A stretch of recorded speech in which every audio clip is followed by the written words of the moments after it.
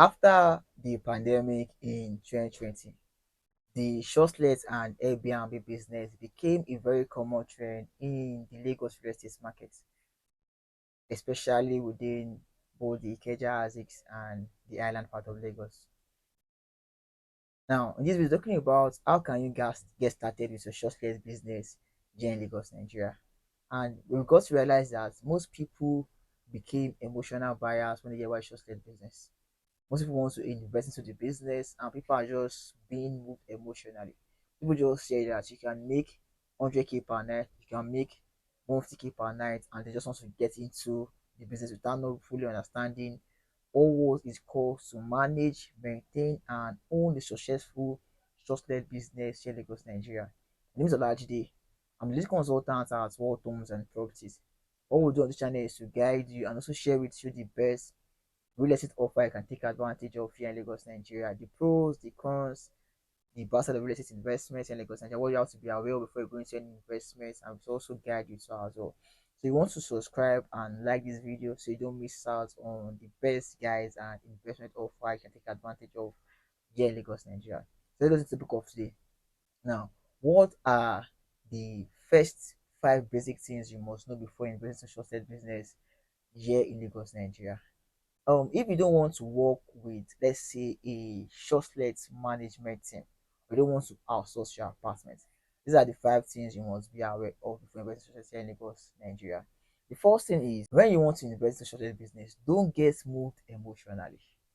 We've seen instances whereby people go in shortlet business, and then within 3 months they are frustrated. They are like, they told me I'll make 90K per night, and you're calculating 90K times 6 months. You see, you're calculating that you already make your profits back, and it doesn't work like that. When any real estate marketing video you see, or any real estate agent or developer will come to tell that, oh, you can buy this two-bedroom apartment, this two-bedroom apartment in either Ikeja or Lekki, and then you can making 90K per night from it. What you should ask is that, what are the other costs of maintenance that goes into managing this apartment? For instance, you're buying an Airbnb apartment. You have to maintain it. You have to furnish it. You have to keep on maintaining it constantly. You have to have someone that will be in the apartment for sale. Whenever guests come into the apartment, it's not Airbnb apartment in places like Dubai. There's always someone that will walk you around the apartment, show you basic things as minor as where your shower soap will be, where your kitchen equipment and what you can use to prepare your dish will be. All those minor things, there will be someone that will show you around the apartment. So when you get an Airbnb apartment, you have to have someone, not necessarily an expert, but a staff that will be on certain apartment to always attend to your users' needs, any part of the day. So whatever they need, whatever they want to use, there's always someone on ground to attend to them. So it has to be factored in. How do you maintain the apartment? How frequent do you change the furniture? Because if I'm using your apartment now, and then I'm coming back to the next 2 months or next 3 months, and I see the same kind of apartment, as a user, I want to use something more new. So you have to keep on finding a way to keep on maintaining your apartment, change your furniture, change the furnishing, take the interior, change the settings, make it look more beautiful. You have to find a way to keep on working on that. The one thing about when you work with the facility management or a shared management team, let's say for instance, when you work with one of my colleagues, we work together. Now there is this person manage about 25 apartments. There is a way whereby they switch and they manage furniture within an apartment. So if you're someone that is an apartment in Kate, I have an apartment in Ikoyi, and then after like 3 months, 4 months, we just get to switch the furnitures and some of the settings within those two apartments. So you feel like, oh, this is a fresh new apartment, just to give them that good feeling and for them to have that elevated mind and peaceful state within that period of time. So that's one of the things people do to just switch and then save costs in maintenance and making the apartments look more welcoming to returning users of that apartment. Now, secondly, you have to understand the markets. There is emerging markets and there is existing markets in the short business here in Lagos, Nigeria. Now, let me give you an instance. Places like let's say from Lekki Phase 1, from Ikoyi, Banana Island, Victoria Island, Lekki Phase 1, down to, let's say, Chevron, and probably some part of Ikota, they are called the existing market in the short business here in Lagos and the island as while Ikeja, Maryland, or Pebi and some other close proximity to the international airports are considered the existing market. Those are the host locations whereby anybody wants to get an apartment. Let me explain to you. I've seen diaspora clients that tell me that GD, we're coming to the country. I don't want to leave Ikeja. I want to stay as close as possible to the airport. That's what they want. I've seen guys that comes in and be like, oh, I want to stay on the island. That's the preferred location. These are people are staying within the Lekki Azix, the Azix, or they are staying within the Ikeja, the closer parts, close proximity to the airport Azix. Those places are the host locations for Airbnb. Now, that does not mean that other parts like either Shengote Edo, either let's say from VGC, Aja, Sokotedo, they are not good for Airbnb. Even places like let's say Lakwe and places like Ekpe, they are not good for Airbnb. There is a market there, but you can't compare the demand there, the occupancy rate there with somewhere like probably from Ikoyi down to Chevron, probably from Ikeja and the neighboring parts of international of the Muritara International Airport basically. So you have to understand this position and location of your apartment determines majorly your occupancy rate. Thirdly, you have to understand that there is peak period, there is low period, and you also have to understand how to do repurposing. Now we're in November now, and then most of the apartments we have already getting booked. Some diaspora Nigerians are booking for the next 3 months.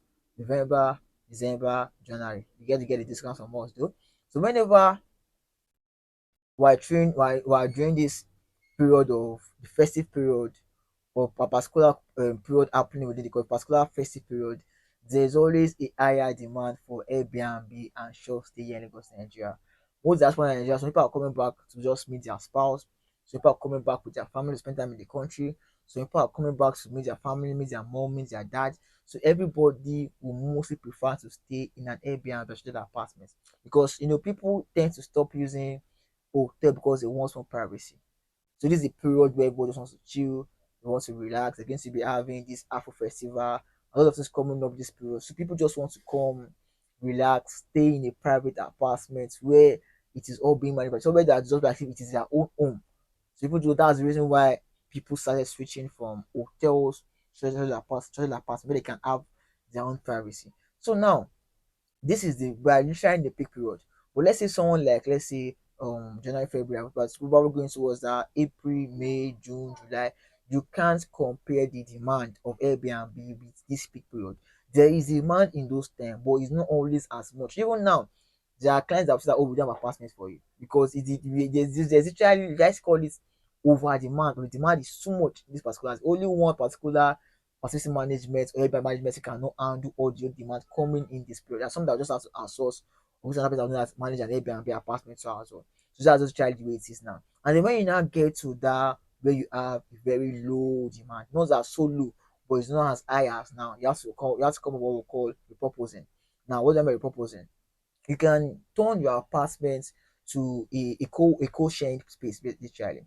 A co-sharing space. Let's assume you have a three-bedroom apartment and then the demand coming in for short sales during that period, let's say during that in between the year, let's say that March, let's say April, May, June.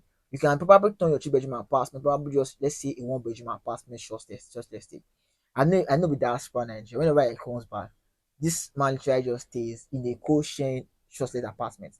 And then this was someone that got when he first came back, he got an apartment worth about 50 million naira and then he literally prefer to just stay in a small space where pay very affordable price of about let's say 30K, 35K per night, and then initially was able to buy an apartment. He prefer staying in a very smaller space, and then he can just use his big money and invest something that's very expensive, literally like get a very good property, basically.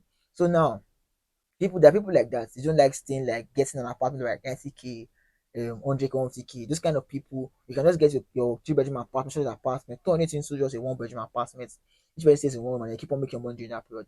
And then also, you can depend on your marketing strategy. You can get like a space whereby a group of co-workers can set up a particular environment. Let's say, for instance, you that are into the tech business or probably these remote workers, and then they are just like a group of friends. You can stay in your apartment and they pay a particular amount of money periodically during that period. I think that's they will be in that apartment basically. And also co-sharing in the sense that you can just probably rent it out temporary for like 6 months or probably most of this most of these offices on the island for all this white collar job, and then probably people that have interns working with them, use scholars working with them, the need where they can stay temporarily.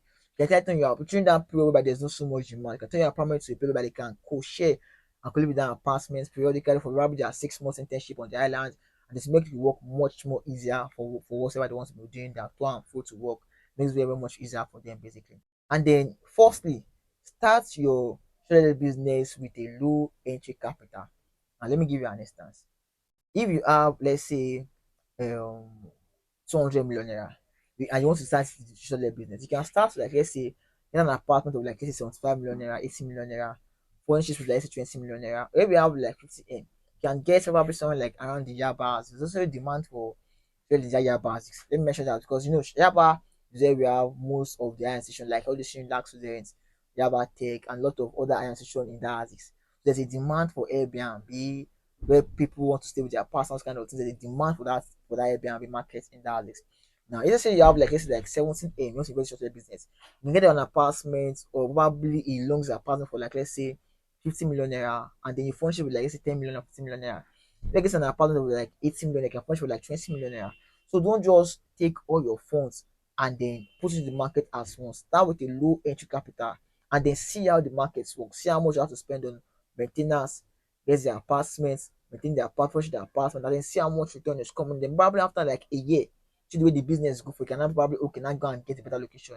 But let's say, for instance, you have, like, let's say, just 200 million naira, that's what I said initially. You can probably go, instead of start from probably somewhere like Lekki phase one, probably go and buy an apartment in Victoria Island. You can get yourself somewhere like, let's say, Ikati, or somewhere like Chevron, where there's a demand. There's a place that they've already established, and then rent this space, people mind, and they always go for straight like apartments. You can go somewhere like Chevron, get an apartment probably like 80 million apartment in Chevron, so 5 million apartment in Chevron, furnish with, like, let's say, 15 or 20 million naira, and then you can see the way the markets go, see the way the marketing goes, see how much demand, the capacity rates, and then from that, after that experience you have in that first apartment, you can now move on and start getting and buying more new apartment for Airbnb here in Lagos, Nigeria. So that's just how that's work basically. But finally, you have to be aware of the dangers of trailer apartments here in Lagos, Nigeria.